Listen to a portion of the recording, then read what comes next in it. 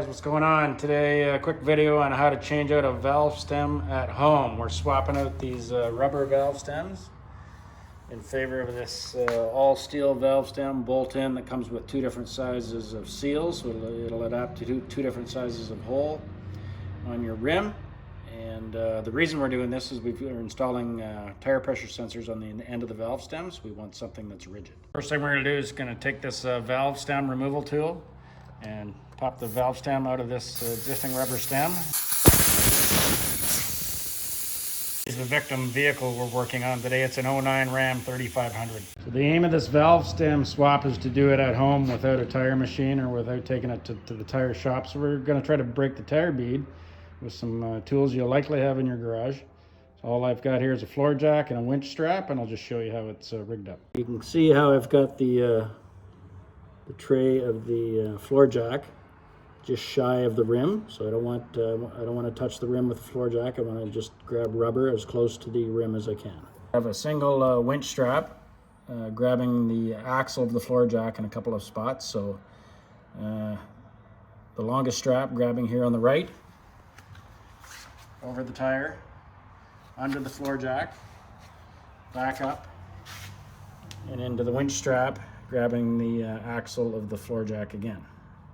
So, and that's cinched down fairly snug, so all I need to do now is just get on the floor jack, give it a few pumps, and it should break the bead on the other side. I've got the camera trained on the bottom of the rim, so I'm just going to hit the floor jack a few times, and that should break the bead.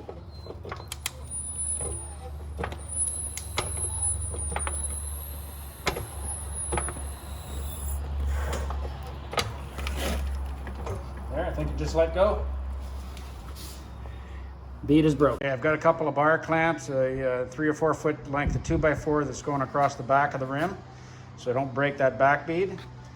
And then about a 3/4 inch wide steel tube that's just pushing down on the bead that we already broke, so we can access that valve stem and replace it with the new one. So I'm going to pull that old one out. I've taken the old stem out. All I did was from the back of the rim, just took a utility knife and clipped off a bit of the bottom of the rubber of this rubber valve stem so I could pull it out the front. Once I did that, I just grabbed it with a pair of pliers and it popped right out. Okay, the new valve stem comes with two different grommets to seal the hole in the back of the tire. This grommet is 0.453 inches. That's the one we're going to use on the truck. This one's larger. If you have a larger hole in the rim, it's 0.625 inches. So we're going to install that from the back of the rim, and then from the front we'll install this washer. Tighten it down with this nut. Okay, I have the new stem installed. So once again, from the back of the rim with the rubber grommet on, push it through to the front. And then here, a washer followed by nut, and tighten it down to make a good seal and hold air. And when you have this installed in the rim, you're looking to torque this down, this nut down to about 45 inch-pounds. And I'm just going to clean up the bead of the tire with a wet rag and on the inside of the rim as well here. And then after that, I'll use a soapy water solution to lube up the bead, and then we'll pop some air in it and seal the tire. Okay, I've cleaned up the bead. I've got some soapy water all around the bead, and now we can put the air to it.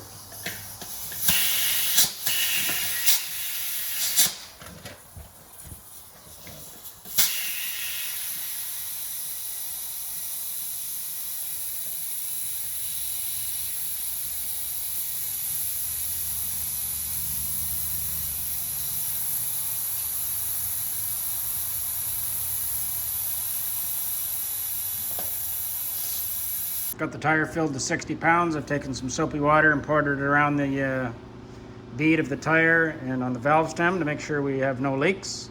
No leaks found. Good to go. Here's my tire with my tire pressure sensor installed. So now where there was flex, there's absolutely no flex, and much safer. Okay, so that's it. How to install a steel valve stem on your tire at home without a tire machine. I've got 7 more to do, 3 more in my truck and 4 more on my camper. So thanks for watching.